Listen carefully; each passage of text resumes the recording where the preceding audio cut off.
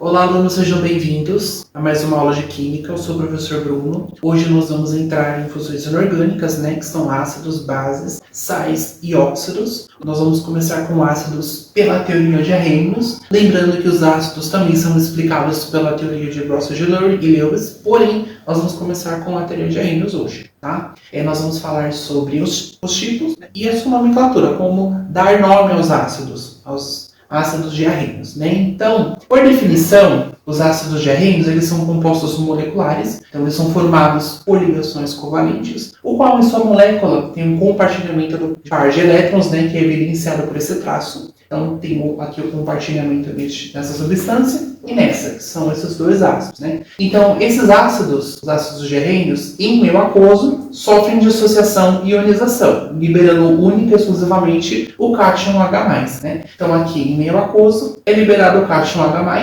aqui o ânion Cl-, e aqui eu tenho a liberação também, do cátion H+, e esse ânion também, Aí, pela nomenclatura, nós começamos por hidrácidos. Nós vamos começar por hidrácidos. Os hidrácidos, eles são formados pelo elemento do hidrogênio e uma metal, Então, por exemplo, esse aqui mesmo já é um hidrácido, Então, eu tenho o elemento hidrogênio e eu tenho o cloro, que é uma metal, Família 7A, E tem a representação dessa forma, Então, o ácido, ele é representado, o hidrácido, ele pode ser representado pelo H, XE, que seria o elemento do hidrogênio, o X, que seria a carga do ânion, e o A de a metal, o E de elemento, Aqui, pela nomenclatura, então, é ácido, tem o nome do ânion, o sufixo, que é o final da palavra, desse ânion, se for eto, troca para hídrico, Então, aqui nós vamos dar nome para esses compostos aqui, desses ácidos aqui. Então, eu tenho esse HCl. Então, aqui em a mesma coisa, eu libero o H+,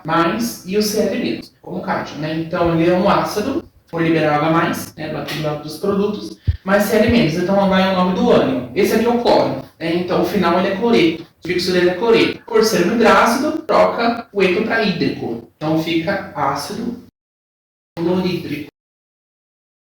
E aqui nesse aqui também, nesse de baixo, nós temos o cátion H+, e esse aqui. Esse aqui é o flúor. Por ser um ânion, aí é fluoreto, no final do sufixo, troca para hídrico. Então fica ácido fluorídrico.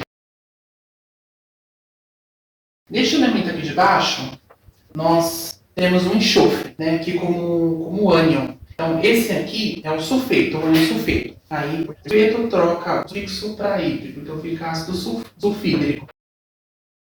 Este elemento é o iodo, Então ele é o ânion iodeto, aí então troca o eto para o hídrico, fica ácido iogídrico. Na substância aqui de baixo, nesse ácido de baixo, então nós temos a reação, e aqui nós temos a liberação do H+, e o CN-.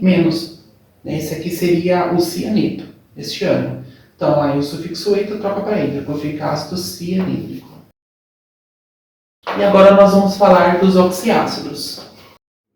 Falando sobre os oxiácidos, os oxiácidos eles possuem o elemento oxigênio em sua molécula, Então, conforme aqui esta fórmula, então é igual em meio aquoso, eu tenho a liberação do cátion H+, e como ânion eu tenho oxigênio no seu ânion, Então, aqui nós temos algumas reações, de ionização, evidenciando isso.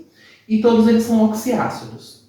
Então, os oxiácidos eles possuem uma outra forma de nomenclatura. Ele é pela carga NOx, que seria a carga de oxirredução do elemento do meio, que seria o elemento ligado ao oxigênio. Então, pela somatória, então a somatória das cargas na molécula deve dar 0, porque aqui no ácido, para você dar um nome para ele, Então, a gente faz aqui segue uma sequência aqui, de procedimentos, de cálculos, para poder identificar qual que é o nome do ácido, Então, nós vamos aqui, sufixo pelo NOx. Pelo sufixo, pela carga 1 é hipo, o prefixo e o sufixo oso. Então, de carga 1 até o 3, o sufixo ele é oso. De 4 até o 6 é ico. E o 7 tem o prefixo per e o sufixo ico, Então aqui, vamos lá. Então aqui a carga do hidrogênio é +1 e do oxigênio é -2, Então vamos dar o nome aqui para esse ácido aqui. A carga do oxigênio aqui é menos 2, né? Então aqui eu tenho um átomo de oxigênio, né? Então aqui é menos 2 e aqui é mais 1, tá? Então precisa dar zero, essa somatória. Então como eu tenho 1 vezes 2, menos 2, mais 1. Aqui eu estou menos 1, então eu preciso adicionar mais 1 aqui. Aí a carga deu neutra, deu zero aqui a somatória de carga. Então o NOx aqui é 1, né? O NOx aqui do cloro. Chegando aqui pelo número do NOx, né, pela nomenclatura, então ficaria ácido hipo, porque é 1, o NOx, hipocloroso. Nós temos também da mesma família, né, desses ácidos, nós temos essas variações, né, mediante a carga, pela oxidação. Nós temos 2 oxigênios, então menos 2, acaba ficando menos 4 aqui, né? E aqui é mais 1, hidrogênio é mais 1. Então aqui eu tenho menos 3, ou seja, aqui fica mais 3, para poder dar zero, né? Então o NOx ele é 3, então fica ácido cloroso. Então aqui o oxigênio, eu tenho 3 átomos de oxigênio na molécula, então o oxigênio ele é menos 2, o hidrogênio é mais 1, então eu tenho aqui menos 6, né? Porque eu tenho 3 átomos de oxigênio, multiplica com a sua carga da menos 3. Então, para que a somatória dê zero, eu preciso que seja mais 5 aqui, o cloro, né? Então, mais 5 aqui é íquo. Então, fica ácido clórico. Aqui eu tenho 4 átomos de oxigênio. Oxigênio, a carga é menos 2, 4 vezes menos 2, né? Então, vou ter menos 8 a carga aqui do oxigênio. E aqui eu vou ter mais um do hidrogênio, né? Então, o cloro, para que dê essa somatória de zero, precisa ser mais 7. Então, pela carga aqui, né, a nomenclatura pelo sufixo, eu tenho o prefixo, o per, e o sufixo oso, né? Então, fica ácido perclórico, né? O nome desse ácido. Certo. Nós temos outro tipo de ácido aqui, né? Temos o nitrogênio aqui nessa molécula, né?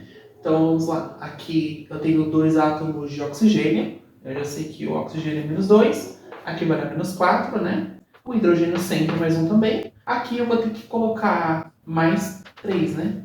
O hidrogênio tem que ser mais 3 para dar zero a somatória das cargas. Então o NOx é 3, vindo aqui é oso. Então ácido nitroso. Nesse aqui nós temos 3 átomos de oxigênio, né? Menos 2, sempre oxigênio também. Isso aqui vai dar menos 6, né? E aqui sempre mais 1. Então, para que a somatória das cargas dê zero, é necessário que o nitrogênio tenha mais 5, né? O mais 5 é íquo. Então, é ácido nítrico. Inclusive, ele é muito conhecido, o ácido nítrico, né? Ele é um dos ácidos mais importantes utilizados. Então, vamos dar nome também a esses ácidos aqui, que estão nessa parte aqui. Então, esse também é um dos ácidos, esse é o ácido mais importante utilizado na indústria, tá? Então, aqui eu tenho o oxigênio, tenho 4 átomos de oxigênio, menos 2, que vai dar menos 8, né? Aqui eu tenho 2 átomos de hidrogênio, então aqui vai ficar mais 2.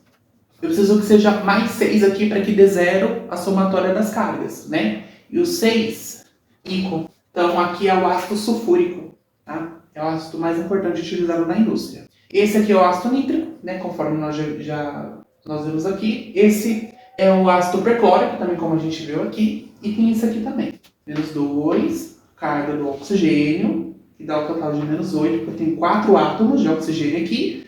E aqui eu tenho mais 3, porque eu tenho 3 átomos de hidrogênio, né? Então o o fósforo, né? Para que a somatória das cargas dessa molécula dê zero, é necessário que seja mais 5 aqui, né? Para dar aqui mais 8 menos 8. Né? E dá zero a somatória das cargas. Pela nomenclatura aqui, né? Íquo. Sufixo íquo, então é ácido fosfórico. Tá? Aqui é o ácido carbônico. Tá? Nós temos aqui menos 2, mais 2. Aqui vai ficar menos 6. Então aqui vai ficar mais 4 com carbono, né? Para que a somatória dê zero das cargas, eu tenho mais 6 e eu tenho menos 6, então dá zero. O mais 4 aqui, o carbono, é íquo, ácido carbônico, tá? Tem uma exceção.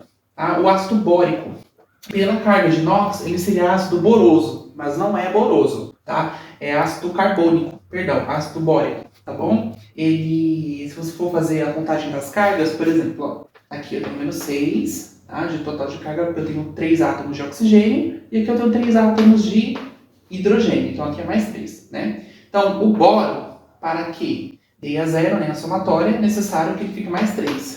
Aí no mais 3 pela regra é uso. Porém, não é utilizado essa terminologia aqui nem, tá? Não é dado esse nome para ele, é bórico. Tá? É apenas essa regra como exceção. Então hoje na aula nós falamos dos tipos dos hidrácidos e a sua nomenclatura. Então nós vamos agora dar sequência na aula com a Fabiana e a Emily no podcast.